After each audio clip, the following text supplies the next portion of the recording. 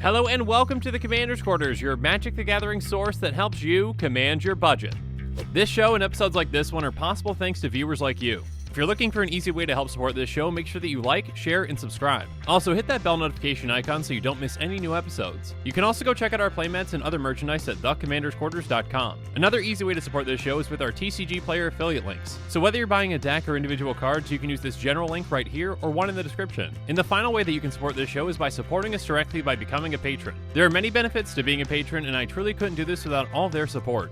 There's even a brand new Brigadier General tier where you can get a shout out on a Commander's Quarters episode that's dedicated to you. Hey everyone, Mitch coming in for the Commander's Quarters studio. Welcome to the show.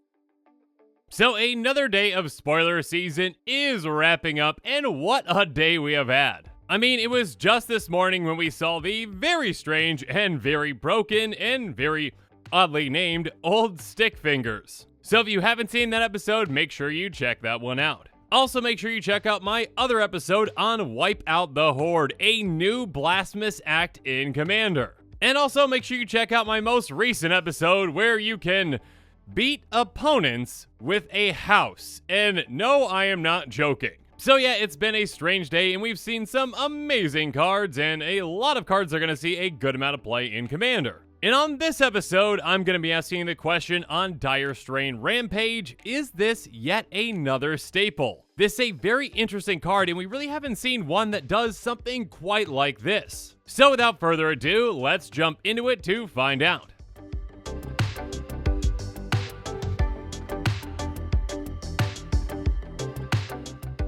So, Dire Strain Rampage is a sorcery for 1 red-green. It says destroy target artifact, enchantment, or land. If a land was destroyed this way, its controller may search their library for up to 2 basic land cards, put them onto the battlefield, tap, then shuffle. Otherwise, its controller may search their library for a basic land card, put it onto the battlefield, tapped, then shuffle. And it's got flashback for 3 red-green. So there's actually quite a lot going on here, and kind of a lot of decisions that you can make with this card, so let's break it down. First off, this card gives you a lot of flexibility. You can destroy any target artifact, enchantment, or land, including your own. Now, why would you actually want to destroy one of your own things? Well, there is a benefit for when you do. Specifically, if you destroy one of your own lands, you get to go get 2 basics and put them onto the battlefield tapped. So, in a way, this can be a 3-mana ramp spell that can really help you fix your mana. You can destroy land that you don't need and go get 2 basics that can help you out more. Now, obviously, the other place that this helps out with is landfall triggers.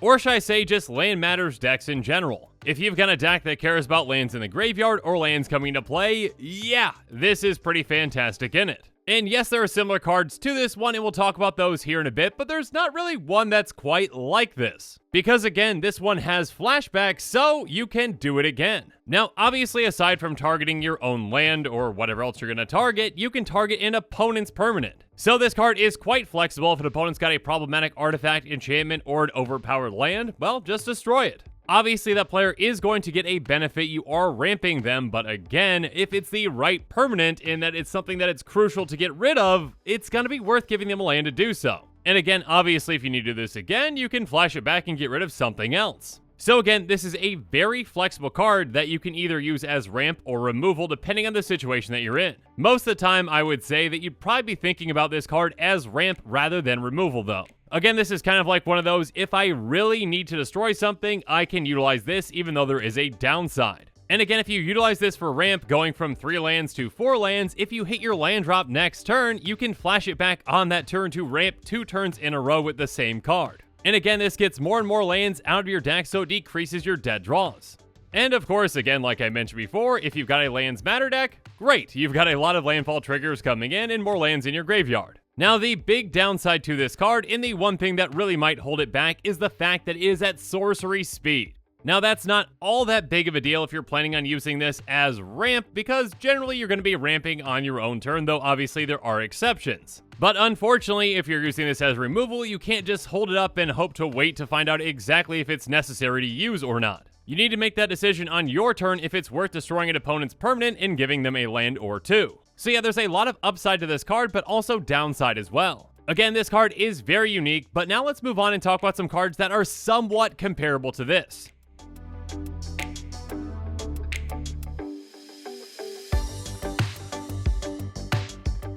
And the first card that came to my mind was Harrow, or okay, more so maybe Roiling Regrowth, which is kind of like a slightly worse Harrow. Anyways, Harrow is an instant for 2 and a green. It makes a sacrifice 1 land to get 2 basics into play untapped. Again, Roiling Regrowth essentially does the same thing, but those basics are going to come into play tapped. So with Harrow, though we do have to pay 3 mana for it, we get 2 mana back, and we might be able to utilize that for another spell. And yeah, Harrow sees a ton of play in Commander. According to EDH Rec, it's in 15% of eligible decks. Whereas Roiling Regrowth still sees a decent amount of play though it's at 6% of eligible decks, so quite a bit less than Harrow. Again, unlike Dire Strain Rampage, these are at instant speed. So you can keep mana up for other things, and once you determine that you don't need those things, you can just utilize these right before your turn. Whereas again with Dire Strain Rampage, you don't have that same flexibility. Though again, Dire Strain Rampage tries to make up for that timing flexibility with flexibility in targeting and also flashback. It's a flexible card that you can utilize twice. Now I'm not saying that it's better than Harrow or Roiling Regrowth, but it might be for certain decks. Again, in fact, if you get a Land Matters or Landfall deck, all of these cards probably go in it. Next up, 2 other cards I want to bring up in this discussion are Deep Reconnaissance and Path to Exile. We really don't see flashback on ramp cards at all. So when I saw it on Dire Strain Rampage, I was really surprised. Now, Deep Reconnaissance doesn't see a lot of play, and I'm not saying that it should, but I'm just saying that basically, Dire Strain Rampage is a flexible card that again can ramp us, and we can flash back to if we need to. And again, that downside to Dire Strain Rampage reminded me of Path to Exile's downside. It says exile target creature, its controller may search the library for a basic land card for that card onto the battlefield, tap, then shuffle their library. Again, different cards obviously, but the exact same downside, and Path to Exile is one of the most played cards in Commander. So yes, again, although there is a downside and a trade-off to getting rid of an opponent's permanent, you still are willing to do that in a lot of situations. So again, I think the mindset for running Dire Strain Rampage is this. It's a ramp card or a lands matter card first. But it is flexible enough that if you need to get rid of something, you can, even though there is a downside to that. And on top of that, it's got flashback, so you can utilize it twice. I mean, when it comes to target removal spells with flashback, there really aren't that many as it is. For example, in these colors, there's Ancient Grudge, which can only destroy an artifact, and outside of these colors, you've got Ray of Distortion, which is pretty overpriced. And even then, that one can only destroy an artifact or an enchantment, not a land. Now, yes, there is no downside to it, but again, the flashback cost and the actual cost of the card are really high for just doing that. Now, when it comes to removal, you're still going to want to utilize cards like Nature's Claim, Return to Nature, and Crow's In Grip, and not lean too heavily again on something like Dire Strain Rampage. Again, in my mind, again, it's ramp first, removal second. Or I guess, again, ramp first / lands matter first, removal second. But you know what I mean. Regardless, now let's move on and talk about some potential commanders that might want to utilize this card.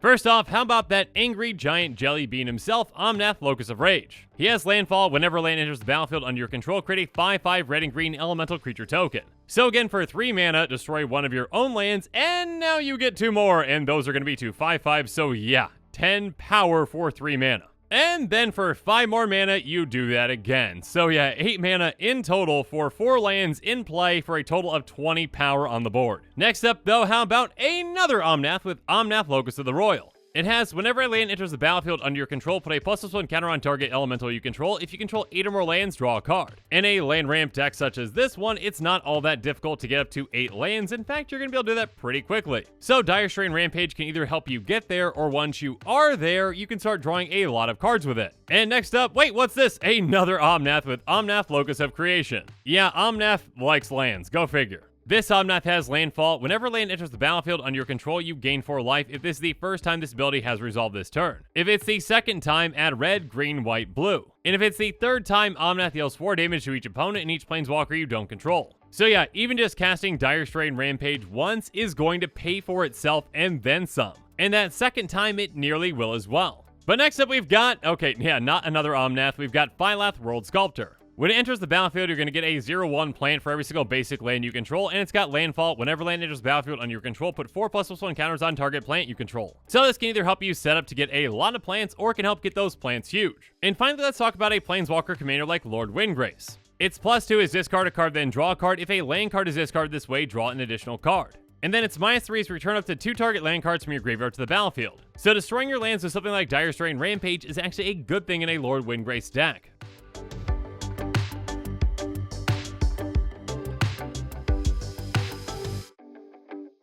But now it's time for me to wrap things up and give you my final thoughts on Dire Strain Rampage. To be completely honest, I really think that time will tell with how much play that this card sees. If it was instant speed, yeah, there would be absolutely no question in my mind that this would see a ton of play. But the fact that it is sorcery speed definitely hinders it. Though keep in mind again that this is a solid ramp spell that has flashback that also can be utilized as removal when needed, though there is a small downside to that. Still, that downside is pretty minor when you're getting rid of some really important artifacts, enchantments, and lands.